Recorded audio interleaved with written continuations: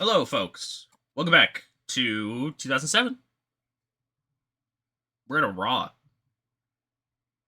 The first Raw of August. Why are we at this Raw, Puddy? What's happening?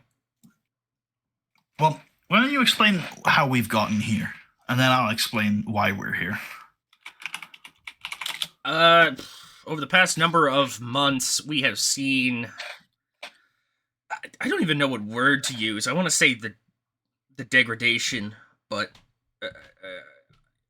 I don't even know anymore if he's good, if he's bad, if he's. Vince McMahon is insane at this point. I'll just be honest, okay? This dude has lost his shit. Week after week of trying to, either pry the belt off John Cena, or trying to mess with his number one contenders, such as Bobby Lashley and stuff like that. It's driven this man to a place that I don't think we've ever seen him before. Last week, he held Mr. McMahon Appreciation Night, which was a trip. He basically just paid a bunch of the celebrities that we've worked with in the past to say nice things about him.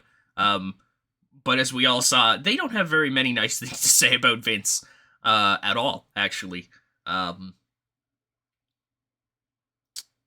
that show ended with the reason why we're here tonight. Yeah, and I guess there's technically like a parallel side story going on with the roster, as they've realized that Vince is not right. I guess essentially they, underneath Jim Ross, started to form a bit of a like a rebellion, I guess you want to say. I don't know what word you want to use.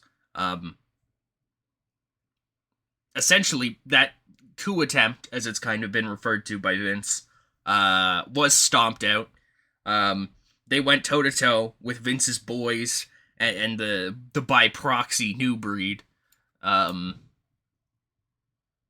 they failed, and JR was fired. He's never returned. He's not returning. He's gone. And then the roster got a little bit desperate and called in a guy. They called in Randy Orton, the legend killer, the apex predator, as some have started to refer to him as. A killer, no doubt. And he's been on a spate of kicking people in the skull so badly that they've been forced to take long periods of downtime or in fact retiring.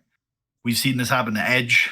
We've seen this happen to Shawn Michaels, and neither man has wrestled since. And he tried to do it to Vince McMahon, but he failed. Shane McMahon got in the way. And, well, that was the end of last week's show. This week, we're gonna see the consequences. And they could have massive implications for our next Patreon show, which is SummerSlam. Patreon show? Yeah, SummerSlam's our next Patreon show. Yeah, it'll be up on Patreon, but it'll also come to YouTube eventually. Yeah, we're in Pittsburgh, Pennsylvania. Shane McMahon has died. Let's do some pro wrestling, am I right? Yeah. Yeah. Here's a little glimpse into Monday Night Raw. We get the Raw intro before kicking off with Vince McMahon. He's got R-Truth with him. Randy Orton's apparently there, even though he's not. No, he is. Oh, he's there? We bring him out? We booked this like 20 minutes ago. Yeah, I don't remember if he was there or not. To me, it made more sense if he wasn't there. All right, you know what? It sounds like you want to do the angle. Sure, fine. Right. Mr. McMahon opens up the night. He's got R-Truth with him, and he says, last night... Who else has he got with him? Or do you want to completely redo the angle? I don't even remember. Was there somebody else supposed to be here? Okay, you know what? You just do the angle. Okay. You had started to do you started to do the angle. You clearly want to do it. Yeah. No. I'm cool with that. Mr. McMahon kicks off in the ring. He's got R-Truth with him, and he says that last week, Mr. McMahon Appreciation Night ended in the worst way possible. More so than harming him or hurting him in any way. The cowards that work at this company targeted his son. And as a way to get to a man, it might be effective. But it's effective for all the wrong reasons. Vince McMahon, now having stared into the abyss of a sunless life. Oh, there was something there with abyss and sunless. Oh, I'm pretty good at this. Anyways, having stared in the abyss of a sunless life, Vince has realized that he cannot be pushed around by these terrorists. Ha! I have to crush them out. I have to smoke them out. Every single last one of them will fall. But before any of that starts, Randy Orton, you son of a bitch, wherever you are, you don't bother showing your face. You don't work here anymore. Not for Raw, not for SmackDown, not for WWE, not for pro wrestling. I will put out the word into the streets that you are bad for business. You are bad shit. And nobody, and I do damn well mean nobody, will come and hire your worthless ass. Anybody who loses a match tonight will be fired. FYI. I am tired of the mediocrity. I am tired of being fucked with. This ends now. This ends now. I'm not going to force you to explain why Randy Orton is rated on fighting in this angle, but I will get in the one line that Vince says that as long as I live, you won't work in wrestling again. Big. Oh yeah, I remember now. That was a pretty good bit. Do you? That was a pretty good bit. Yeah, you could have just said that at any point, and I would have been like, "Oh, yeah, you're right." Yeah, but I mean, I'm gonna look. To be completely honest, it just feels a bit weird that we book a show together and then we come on to run it, and you just like completely changed the angle. It's fine. It was good, but what was the fucking point of booking the show?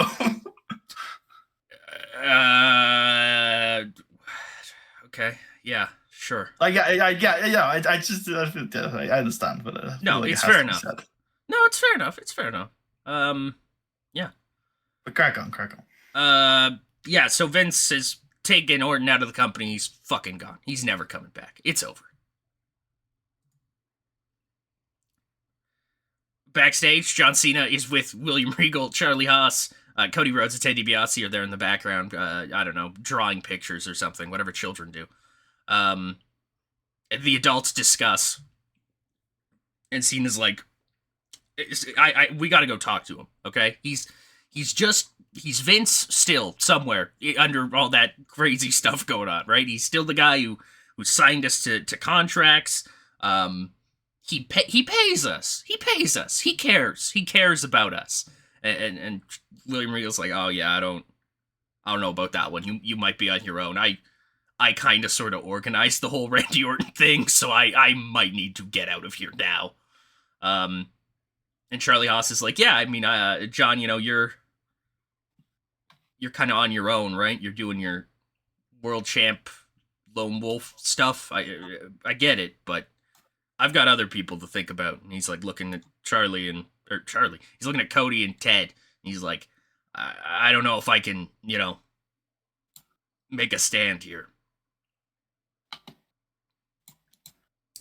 Cena can understand both of their concerns. And he's like, well, then I'll just do it myself.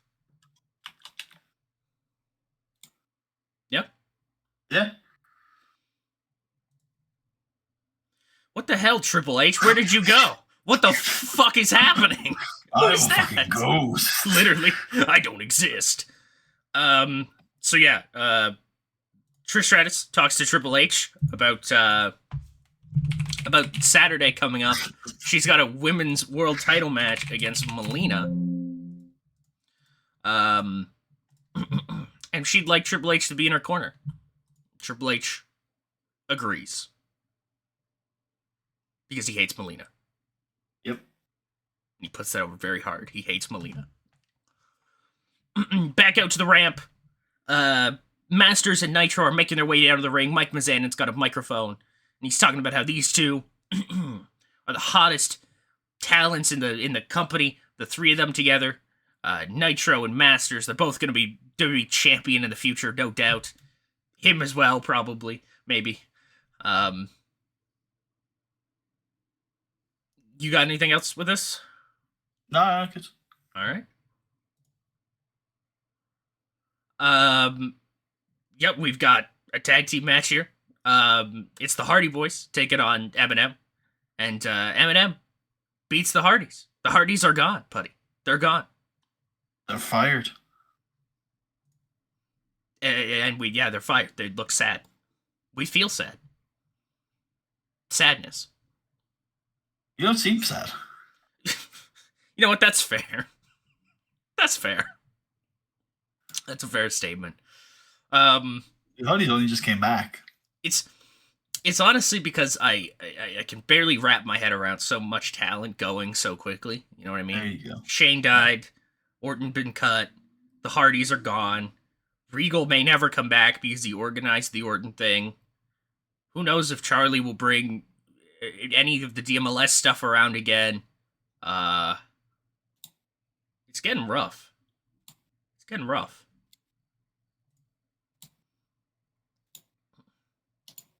Do you want to do this one? I know I've taken a lot of them from you. Go for it, man. You start. You've got your beat going. You got your image. It's like we were talking about earlier with the scripted, unscripted thing.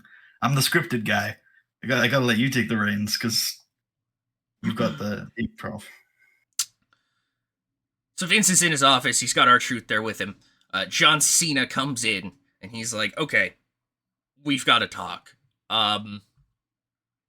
What the fuck? What the fuck? What the fuck?" Vince is like, "John, they pushed me. They pushed me here. I've gone through a lot of shit in the past couple months.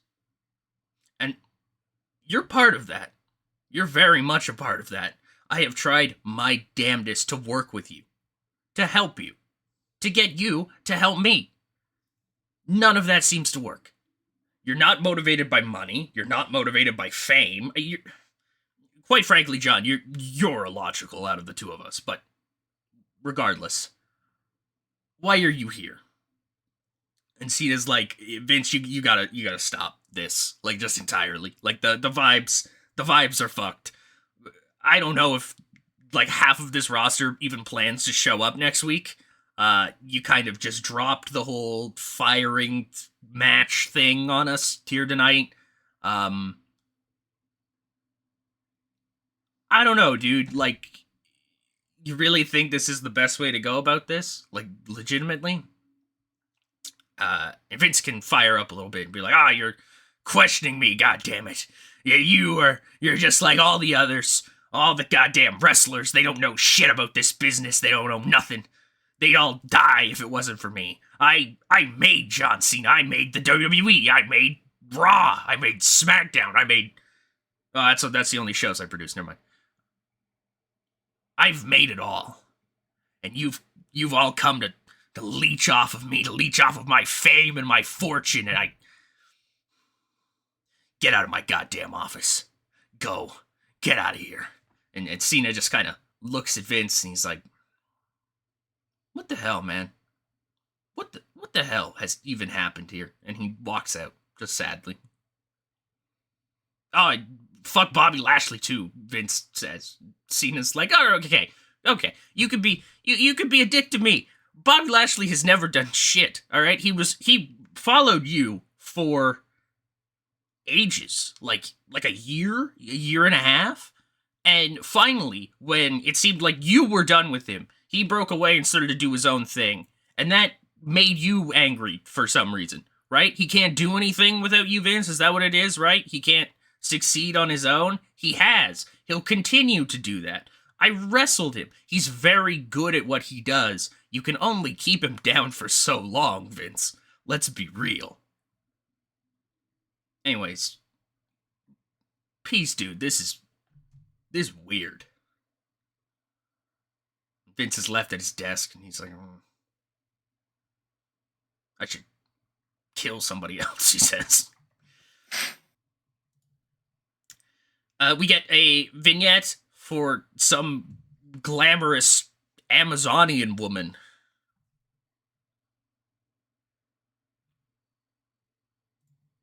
We get the SmackDown Slam of the Week. Roderick Strong is your number one contender. And this Saturday, he is taking on Chavo Guerrero for the World Heavyweight Championship.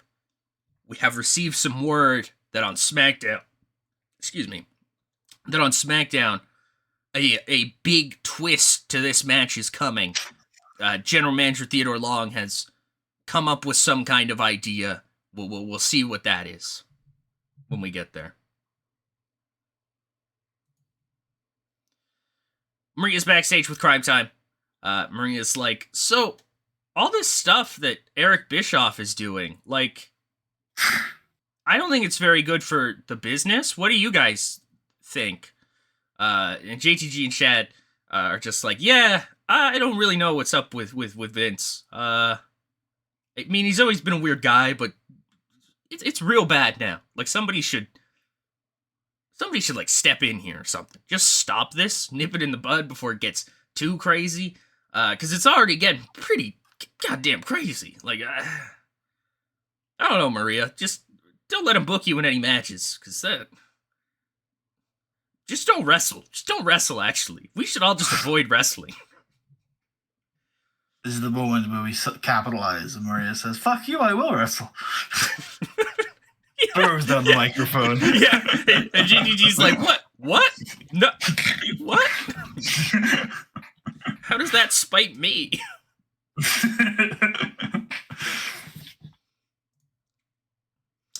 We go back to the ring. It's Tommy Dreamer. We've not seen him for months. Tommy Dreamer is in the ring. And last time we saw him, he beat the Big Show. Yep, and he says, Vince, I'd like you to come out on this stage. And Vince does. Vince comes out on the stage and he's like, do you work here? What's up here? Tommy's like, yeah, no, you still pay me. You've paid me for months to do nothing. I have sat around and I've waited and I realize now nothing's coming. So, I might as well just see what I say. Wait, say what I see. God damn it. Vince, you're going to bleed this company dry. You and your nonsense bullshit garbage. And I've seen it, and I've seen in your eyes that you're not all there. And that's fine, because I come from a place where not many of us were all there, let's be real. But we did, but what we did have is the heart, the passion, the fight.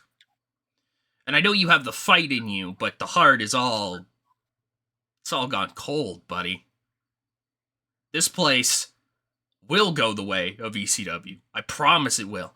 If you keep doing this the way you're doing this, you're going to have nobody who wants to work for you, and the people who are here will be fucking miserable.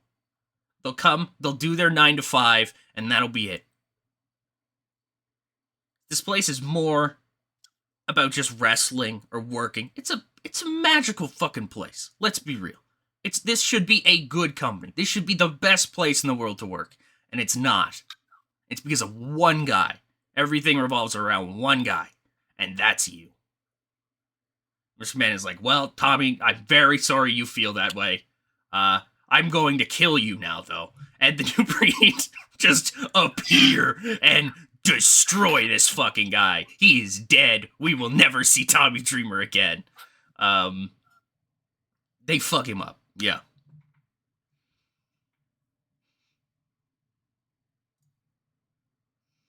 Backstage, the stable, whose name is constantly in flux, game plan for the situation on Saturday. Melina's got to defend her title against Trish Stratus. How are they gonna get that done? How are they gonna?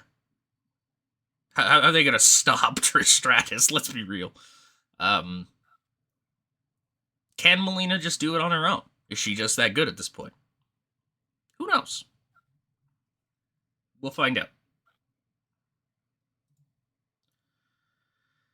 R-Truth is walking around with Matt Morgan backstage, and R-Truth is telling Matt Morgan, he's like, yeah, so, I don't know, he wants everybody, like, lined up along the hallways for some reason for when he leaves. I don't get it either, but whatever. At this point, we're just doing whatever he wants. So, like, maybe you can go up there by the corner or something like. Actually, no, we'll get you by the door, like, right at the end, actually, and then if anybody tries to come through after him, you can just, like, I don't know, slide over or something. And then suddenly, a 7'1", 500-pound hardcore giant jumps off one of those storage boxes that they have. He's got a fucking light tube in his hand. He cracks it over Matt Morgan's head, 187 style. R-Truth is like, oh shit, what the fuck? And then a bunch of security guards and police officers swarm the Big Show and take him away. As R-Truth is left with the corpse of Matt Morgan. He's like, what the hell? Oh my god. Big Show has been arrested. He will probably come back, though, let's be honest. But being arrested isn't much in wrestling. Matt Morgan might be dead, though. That might be the actual concern here. Matt Morgan may not come back. I don't know.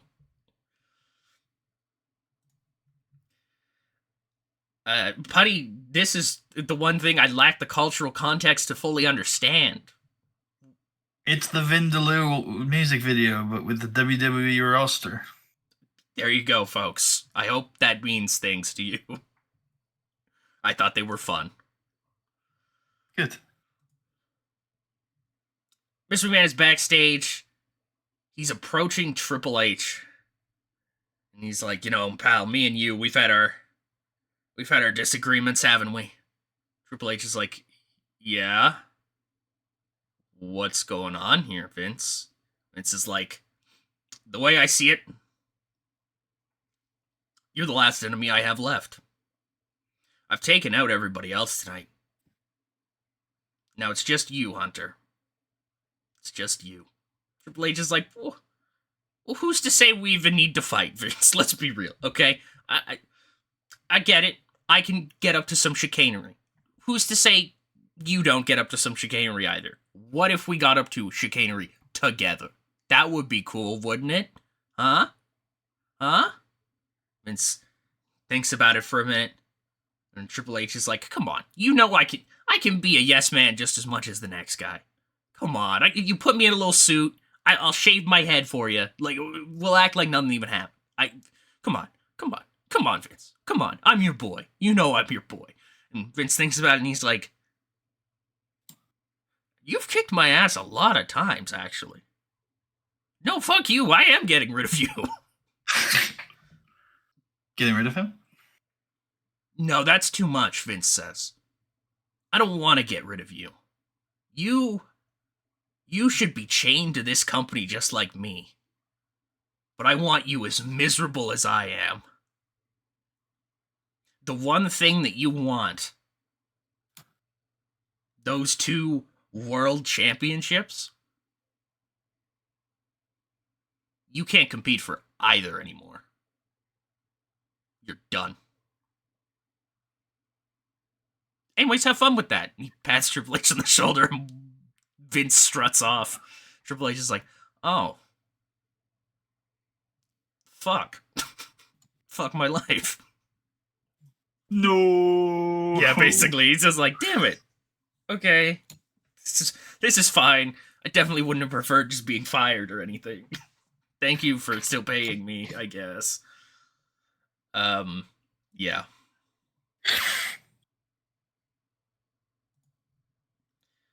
Well, that main event is fucking well. Hell yeah. We got Shelton Benjamin, Bobby Lashley squaring off in our main event. Shelton beats Lashley, which means, but he's Bobby Lashley fired? Absolutely, that's the point. He is, and he makes an appeal to Teddy Long on his way out. I will see y'all on Fridays. Teddy Long. Pick up that phone. I just like, I will see y'all on Fridays. I'm out of here. Oh, and he gives Shelton a handshake too, because it's no hard feelings. It was one or the other. Is what it is. R-Truth returns to Mr. McMahon backstage. He's like, Vince, Matt died, okay? Matt Morgan is dead. And Vince looks at me, he's like, who the hell is Matt Morgan? And R-Truth, like, gives him a look, and he's like, Vince, it's getting bad out there, dude. Like, I mean, I think we're taking down a lot more of them than we're losing, but I mean, is it just me and you left, dude? And Vince is like, oh, no, no, he betrayed me. Oh, wait, I like the idea no, that he's Vince gone. says to that. Me and you. It's always been just me.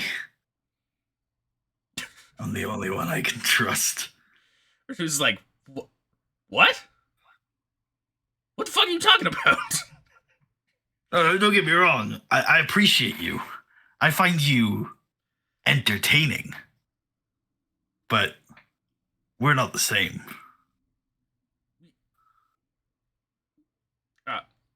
R-Truth is like trying to figure out what the fuck he's about to say to this, because this has come out of fucking nowhere. He's like, Vince, we're sorry, you the do-rag, buddy, that you're wearing right now? You're a rapper, Ron. You pose as a gangster. I'm the real deal. And R-Truth looks at Vince and he's like, you do know I went to prison, right? I mean, that just means you got caught. That's such a good fucking line. Holy shit. Yeah, and R-Truth is like, you've got guys out there who are dying. Like, literally dying. Matt Morgan, I think, is dead. He was not breathing, okay? When I had to leave him on the floor. Ron, the game's the game. Yeah, but real gangsters just don't let their boys die, Vince.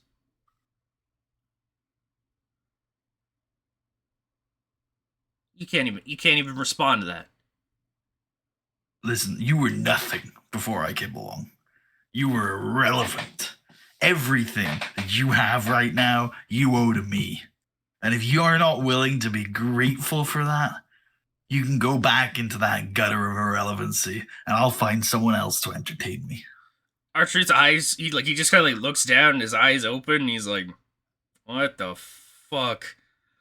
And he kind of gets up and walks towards the door, looks back at Vince, and just says, I don't know when this happened. I don't know when this happened. Peace, dude. This is weird. And he opens the door and leaves.